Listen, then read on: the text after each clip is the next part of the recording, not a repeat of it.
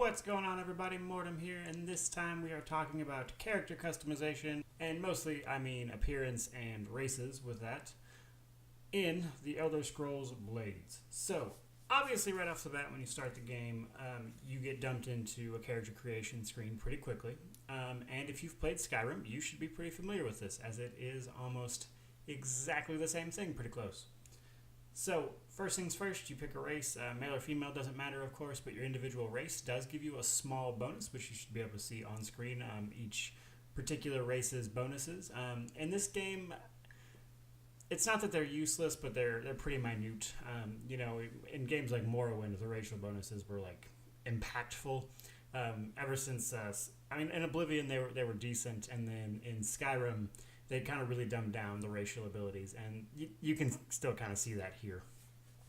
That said, the racials are definitely useful, they're just not awesome. Usually it's like 5% extra damage here and there, but that doesn't really matter much when you're playing in this particular game. Like 5% damage isn't going to make or break you. That said, pretty much when I say it's exactly like Skyrim, I mean that in the sense that almost all of the customization options are the customization options from Skyrim, like almost directly. They use the assets, it looks like. So pretty much every option that was available in Skyrim is available here. The main difference is they took a bunch of the sliders out for the various facial features. Now, there's still a slider for your height and your weight and things like that, but a lot of I pick a nose type and then I use a slider to adjust the nose. The slider to adjust the nose is gone. You just pick the type of nose now. Now, that said, after your initial character creation, you are not locked in.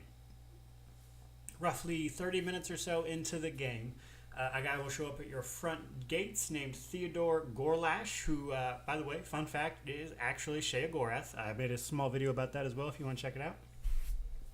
But he shows up at your gates, and if you talk to him, he does two things for you. First, he unlocks the Abyss, which is an endless dungeon for your dungeon crawler mobile game. And second, he enables you to change your appearance and race. Now, it will cost you 50 gems, which is the game's meta currency, if you will, their microtransaction currency that they like to use.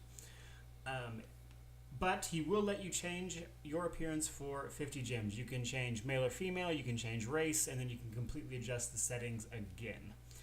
So, like I said,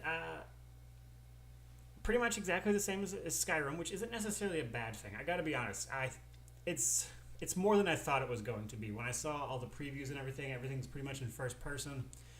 But when you're in your menus, it still actually shows your character and everything, so even though you can't go third person in the rest of the game, you still see your character a decent amount when you're shifting through menus. So I think it was a good move on their part to really kind of blend that RPG element of literally making your character into the game. And even though it's a small detail and in the grand scheme of RPGs it's not super important, I think it really does add a lot, and it kind of goes a long way for developing this into an actual RPG and not just another shitty mobile title. So, all in all, I'm pretty pleased with the character creation. I hope this was some new information for you. The game is in early access, so technically some of this is subject to change, but I'd say it's probably pretty set in stone at this point. So, that said, hope you enjoyed the video, found it informative. If you did, certainly hope you subscribe and stick around. I do have a few more Elder Scrolls Blades videos planned, as well as a couple up already on my channel if you'd like to check those out. But, see you next time.